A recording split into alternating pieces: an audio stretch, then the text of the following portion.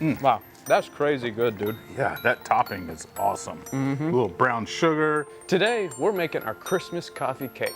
They're almost like candied pecans now, even on the inside. Welcome back to Cooking with OTK. This recipe is super easy and delicious. If you've ever had one of those coffee cakes from the store, this one's gonna blow your socks off.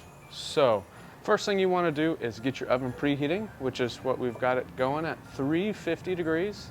And like we said the last time, you wanna make sure when you're using one of these ovens that you set it for longer than you need it, because for some reason they make you set a timer on it. But the first thing we're gonna do is make our crumble topping. So, to start with, I'm gonna get a mixing bowl and then we'll start adding ingredients inside. So, first things first, we've got 1/3 of a cup of sugar and 1/3 of a cup of brown sugar, light brown sugar. I was just about to ask if it was dark or light. Yes, we're doing light brown sugar. And we've got a teaspoon of cinnamon. We're just gonna add that in there. And then we're gonna do an 1/8 teaspoon of smoked salt and an 1/8 teaspoon of nutmeg. So, let's go ahead and get that nutmeg in there. And nutmeg fresh ground like this is so much better. That is very true.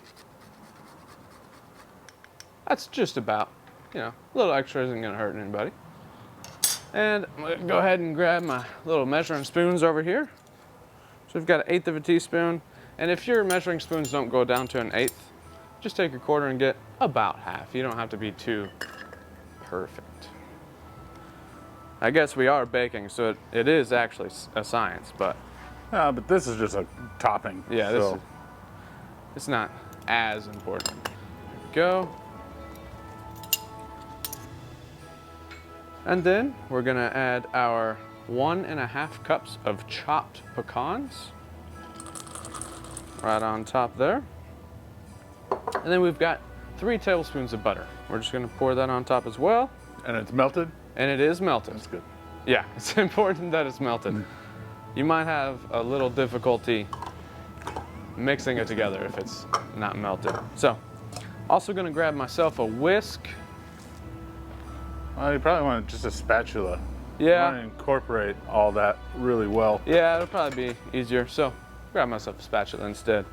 So we're just gonna kind of break it up and stir it around, get it nice and combined. That way it is nice and flavorful. And wow, I can really smell the nutmeg and the cinnamon in there. You just want to keep mixing until you see all of the sugars are nice and wet and there's no clumps. You don't have to be too precise on it. Just you want to make sure it's nice and well mixed. And then once we get this done, we're just going to set this to the side and we're going to get started on our actual cake mixture, which I don't know. I really love coffee cakes, and the fact that you're watching this video, you probably do too. So, coffee cakes are great. They're easy. They're done ahead of time. It's a perfect thing if you wake up and you just want something to go. The little sweetness goes great with a nice cup of coffee. It does. And by the name you would think, oh, it has coffee in it. No, it doesn't. But you could always probably put a little bit of like espresso powder in this topping mixture if you really wanted, or you can get a little crazy with it. Oh, but I think it just pairs so nicely with a black coffee. It does. Not a fancy schmancy coffee. Yeah. So now we're working on our actual cake mixture. So inside of here, I've got my 1 cup of cane sugar. And it is important to do cane sugar because we are going to be creaming this. So we've got that right there. I'm gonna go ahead and grab my other ingredients that I got ready ahead of time. Just makes things a lot easier. And today we are testing a new mixer. We have already tested the Farberware cordless mixer, and now we're testing the Emeril Lagasse cordless mixer. So. And it's also immersion blender Yeah. and whisk, unlike that one's just a mixer and whisk. Yeah, what's really cool about this thing, you just press this little button and you twist it, and now it's like a a little mixer like that. It's pretty cool. You just press it and twist it. So far, the immersion blender on it has worked very well. Yeah. And yeah, being it really has. cordless, it's surprising. Sometimes the motors aren't as good when they're cordless, but that guy, so far it's done good. It has. Even worked on potatoes pretty well. It did. It really did, actually. It's got some decent power behind it, so. Yeah. I will say, compared to a better motor than that. Yeah, definitely a better motor, for sure. It's probably got better gearing, too, because it has this spinning thing, which apparently can go to 135 degrees, 90 degrees, and 180. So, that's pretty cool. So, like I said, we've got our sugar in here, and then we're going to be creaming it with butter, and we've got a stick of butter, so a 1/4 cup. And that's softened butter. Yes. So we let it sit out for, a couple hours or so. Yeah. And that, what truly matters on that is what's your ambient temperature. Yeah. So if it's summer and it's 90 degrees out and you're out camping, you don't want to leave it out for that long because then you come back and it's melted. And if you do have cold butter, a good thing is you can warm a glass and then put it over it and let it sit there for a minute or two and it'll start to soften up. Or do little 10-second intervals in a microwave. Don't do them for very long, but it'll soften it up. So there are different techniques to soften your butter. It's a good point. There are a lot of different techniques you can use. But, so let's go ahead and get this going. And you gotta unlock it once it turns red, and then it works. All right, so before that, we're gonna kind of break up our butter just a little bit.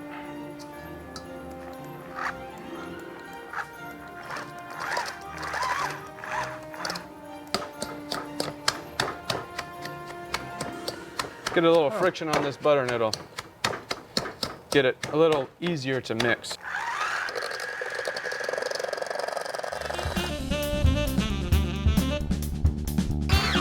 Alrighty guys, well, it's getting there. We made a bold change and that helped tremendously. So, like we say, technique does make a big difference. Also, doesn't help, we keep temperature pretty cold around here, so even leaving the butter out all night, 60 degrees is it's not really softened. So if that ever happens, just make a bold change, something with taller and smaller, basically. So your butter has to get slapped with the mixing utensil. Paddles. Paddles, there you go. With the paddles a lot quicker, easier. So we are just about done, and then we'll add some more ingredients.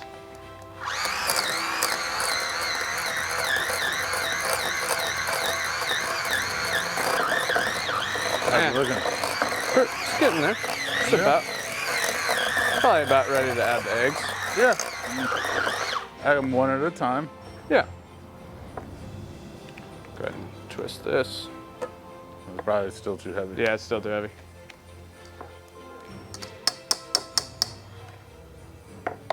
Okay, so now we've got our butter and our sugar creamed, and we're going to add our eggs. We've got 2 eggs. But we're gonna do one at a time. That way we make sure it's a nice cohesive mixture.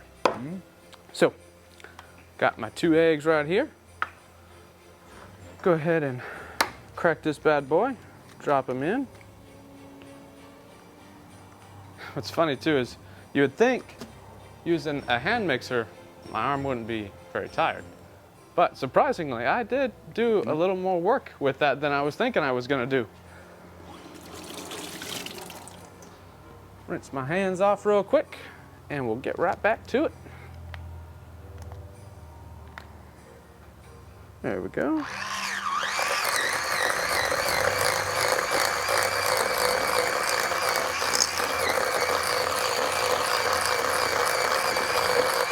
You want me to help you with the other egg? Say again? You want me to help you with the other egg? Yeah, if you wouldn't mind, that would be awesome. Just about ready for it.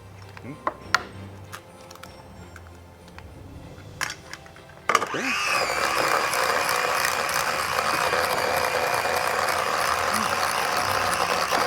You want to need help with the vanilla and?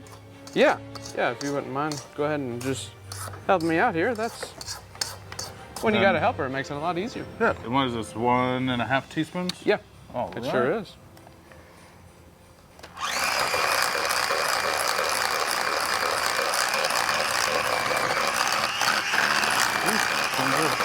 And then we put what?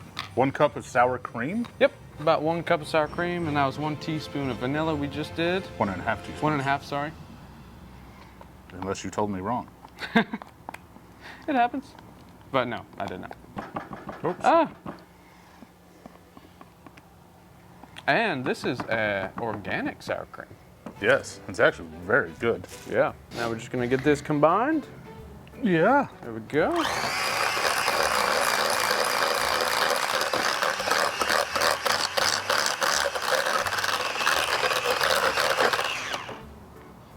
Daggone.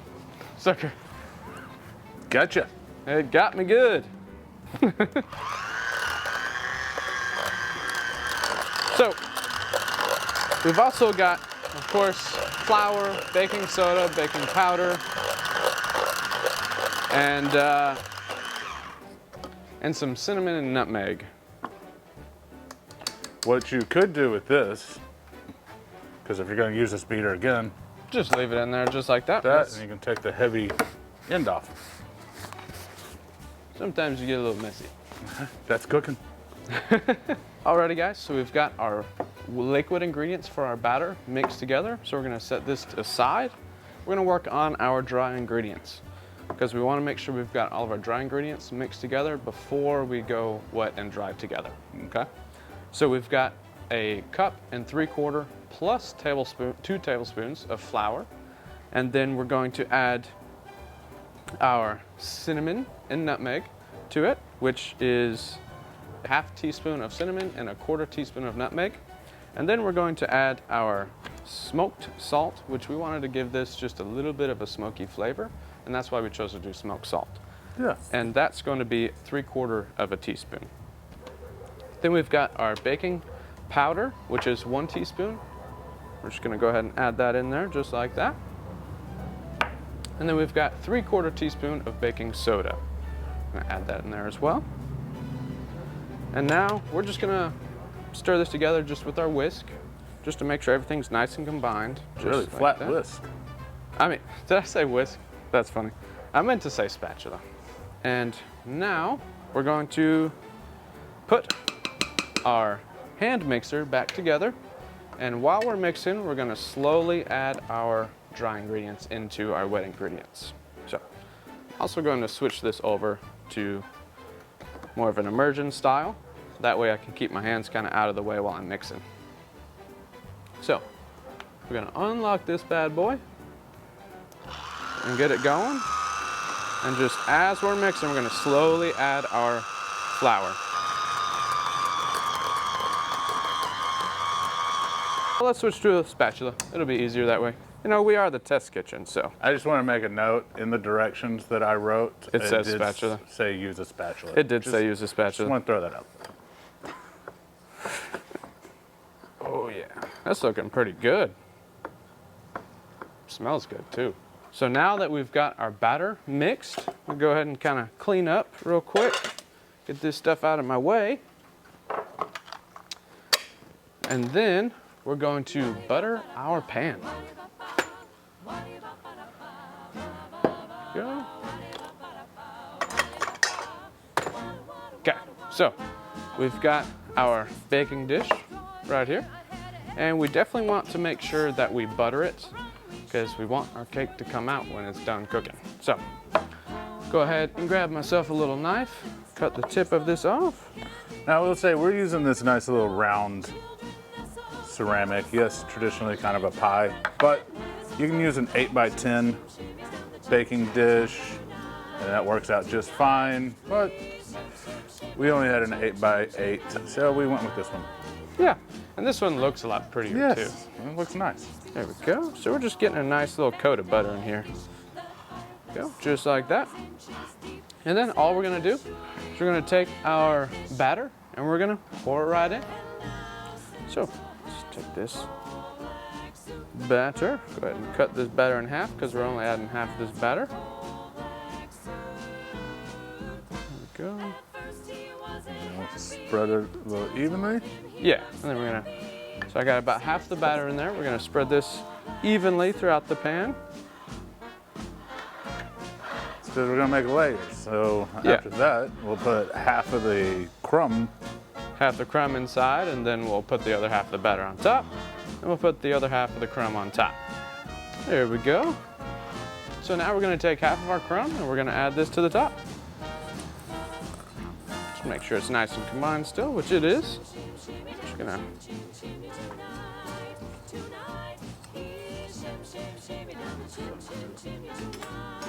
There we go. I think that's why I like those little spatulas. They're stiffer. All these other ones are so floppy. Yeah, it's true, because this spatula is so dang floppy. Look, just that batter is making it bend. But, so now we've got that half of the crumble on top. We're gonna take our other half of the batter and just put it on top.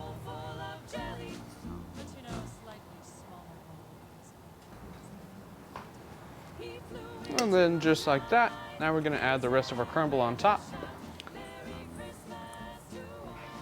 Just gonna sprinkle it over the top there. And just kind of spread it with our spatula. That's gonna be good. Yeah, this is gonna be super good. And there we have it, guys. Now, we're just gonna take this, we're gonna put it in our oven, that's at 350, for about 30 to 45 minutes. But we're also gonna set our timer for that halfway point so we can check it and maybe turn it. Just depends on how your oven cooks. So let's go ahead and get this put into our oven. Right.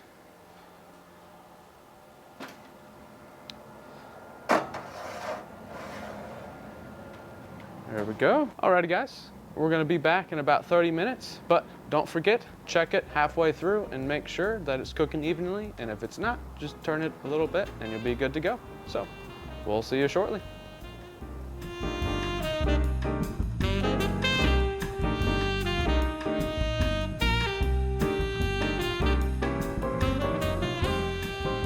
So, did you know that we only started adding sour cream to our coffee cakes after World War I, when pasteurization became popular? Huh, no I did not. Neither did I. Not until we started making this and I was looking into coffee cakes. But, as you can tell, we've got our coffee cake out of the oven and we let it rest for about 10 minutes because you always want to let your cakes rest before you cut into them, so they stay nice and moist and don't crumble. So, you'll also notice we made coffee too. Ooh. So we're gonna have some nice French press coffee with our coffee cake today.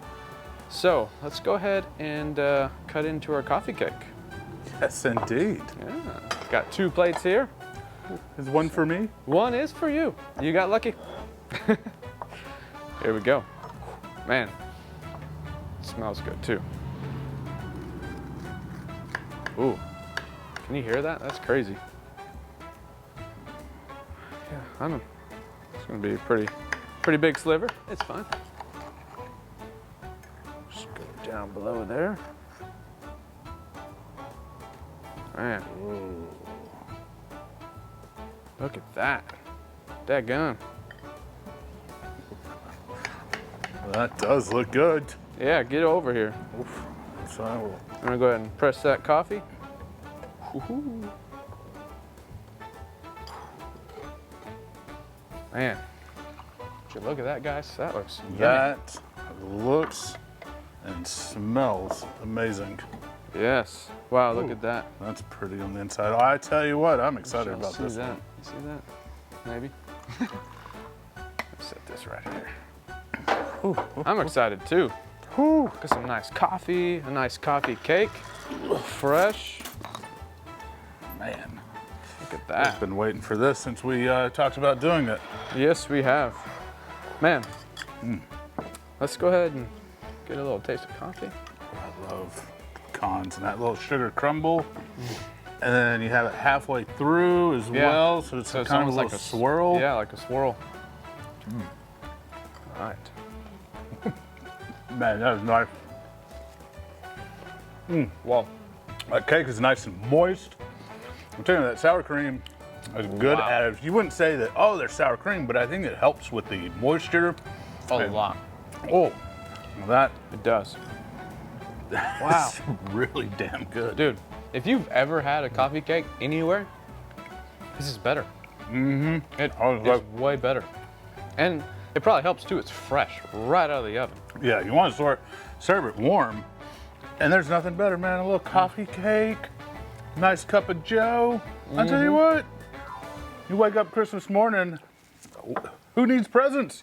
This is enough. Right? And you can always make this the day before, even a couple days before. All you want to do is get your little piece on your plate, throw it in the microwave for a couple seconds, warm it back up. You don't have to, but Yeah, you will. You can, if you have a lot of people, you can put the whole thing in the oven about, say 200 for about 15, 20 minutes, and it'll bring it back up to temp. Warm it right back up, yeah. Wow, that's crazy good, dude. Yeah, that topping is awesome. A little brown sugar, and I love the pecans. Yeah, they're almost like candied pecans now, even on the inside. I can't believe. Wow, this is gonna be a holiday necessity. Yeah, this will become a tradition. You start making this, then your family's gonna be like, no, we want the coffee cake every year. It's gonna become a tradition. It definitely will. Wow. That's really good, dude. All right, well, it's good enough that I'm finishing it on camera. Yeah, yeah, and it's good enough you're still here watching us eat it. I just want y'all to make it. Yeah, you've got to make it. And you really could sub these nuts out for your favorite nuts. So if you really like walnuts, you could change it to walnuts. Okay.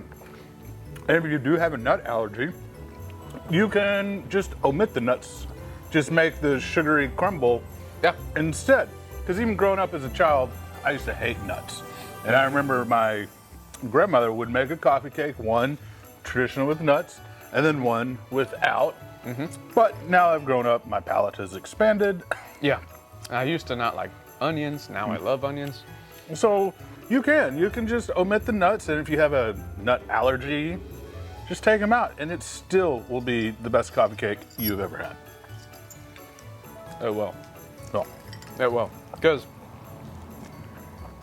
there's just something about it. Even just the cake by itself is good. Like, none of the topping at all. no, it's just a a good solid. cake. It's kind of a brown sugar. I don't know. It's a good. It's good. What more can I say? Not much else. But don't forget to like, subscribe, comment. Let us know what you think. If you make coffee cakes, do you do something different? If you do, what do you do? And the recipe will be in below. we will. It'll be Awesome. right down below. And it'll be on a website. Yes. Yes, it will be. You better get it there. OutdoorTestKitchen.org. That's right. So, well, till next time, remember, make awesome coffee cake and keep camping and keep cooking. Yeah. Ho, ho, ho. Yeah. You can't see me up there, so I'm not going to use that one. Yeah. I'm going to have too much coffee. Yeah. Do this one. Yeah. I'm going to put that in the end.